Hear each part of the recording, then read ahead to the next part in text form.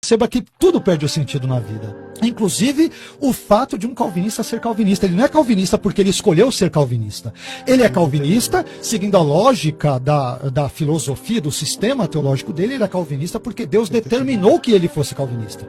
Então ele não pode brigar comigo por ser arminiano, porque o Deus que determinou que ele fosse calvinista, determinou que eu fosse arminiano. E determinou que o ateu fosse ateu. Então não tem por que pregar o evangelho, porque todas as pessoas serão aquilo que Deus determinou que elas sejam. Então tudo se torna nonsense, todas as coisas perdem a razão. Então, gente, mas essa é uma leitura, é um espantalho muito bobo, tá? Sobre o calvinismo. Porque nenhum calvinista acredita nisso. O que é um espantalho? É quando você monta um argumento falso e bate nesse argumento falso, que não é o que está sendo defendido pelo seu interlocutor. Se os calvinistas fossem meros deterministas que não acreditam que existe uma relação misteriosa, mais real, entre soberania e responsabilidade humana, tudo bem, aí ele estaria certo. Esse é um argumento contra, sei lá, algum tipo de doutrina oriental de puro determinismo. Eu não sou um especialista em religiões orientais, mas talvez o hinduísmo, eu acho, segue uma perspectiva parecida com essa, de que nós não temos livre-arbítrio, nós não temos livre agência, nós não temos escolha, somos grandes marionetes do universo. Nenhum calvinista acredita nisso. Os calvinistas não acreditam que nós somos marionetes da existência, né? Tem um livro do D.A. Carson muito bom, chamado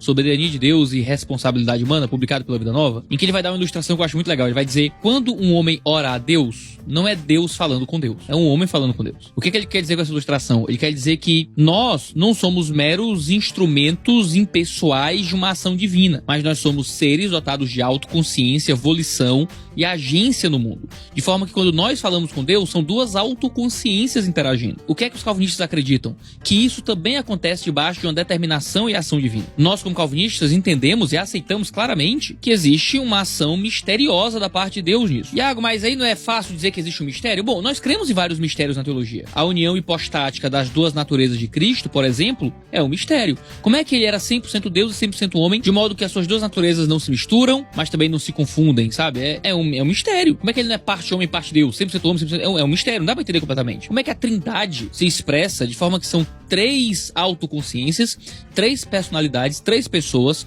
formando um único Deus, de modo que a parte também é o todo. Cristo é totalmente Deus, Deus por completo, de forma que um está dentro do outro, em que um pertence ao outro. Não existe nada na existência que seja equivalente à Trindade. E cremos que há um mistério na possibilidade de compreensão da Trindade.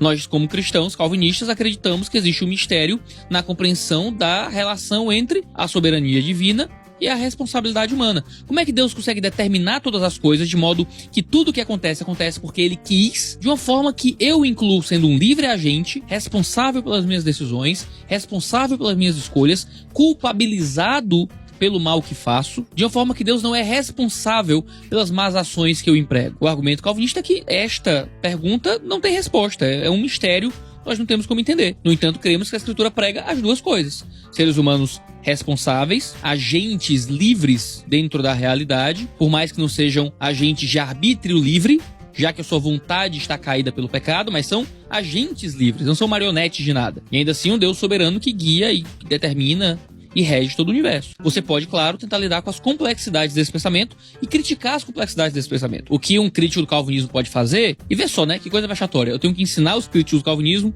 a criticar o calvinismo, mas é o nível da nossa conversa, né, aqui na internet. Você pode atacar os textos bíblicos que nós usamos para defender uma soberania tão ampla e tão profunda da pessoa de Deus. Você pode fazer isso. Você pode tentar discutir por que é que este mistério é um problema, que não é um mistério equivalente aos outros mistérios bíblicos, como união hipostática e trindade. Você pode fazer isso. O que você não pode é criar esta visão completamente falsa, que não é defendida por nenhum calvinista na história do mundo, de que, eu sou predestinado a ser calvinista, predestinado a ser ateu, então não tem que pregar o evangelho, predestinado a ser arminiano, porque isso desconsidera parte do que o calvinismo crê, de que a soberania de Deus não acontece de uma forma a matar o nosso exercício de responsabilidade e de vontade. Então o que é que o Vailate está fazendo aqui? Ele está mal representando o calvinismo, está representando um tipo de visão de fé, de religião que absolutamente não existe, e aí está criticando aquilo que ele próprio inventou acerca da religião e da doutrina alheia. O que eu acho muito feio, e que eu acho que vindo de alguém do nível intelectual do Vailate, que não é um homem bobo, Vailate não é burro, Vailate não é bobo, Vailate não é tolo, Vailate é um homem inteligente, Vailate é um bom teólogo, é alguém que é capaz de pensar raciocínios complexos, cometendo esse tipo de espantalho contra o calvinismo. O que é que me faz pensar? Que não é uma dificuldade intelectual. Não é que o Vailate não entende, não é que ele não sabe, não é que ele não consegue raciocinar. É má vontade mesmo. É um mau gosto. Ele não gosta do calvinismo, ele não gosta de calvinista, sei lá. Ele tem tanto desgosto com essa doutrina que ele não se dá o trabalho de representá-la corretamente. Ele já trata essa doutrina como tão errada já a priori que ele nem se interessa em representá-la de forma coerente com a doutrina para criticar a doutrina. O que eu acho que é muito triste para qualquer pessoa que tenta se colocar publicamente como um defensor de uma doutrina contrária a outra, de formas assim, sabe? Eu acho feio, eu acho descortês mesmo, acho que empobrece o debate teológico no Brasil, mas, de novo, né, fazer o quê?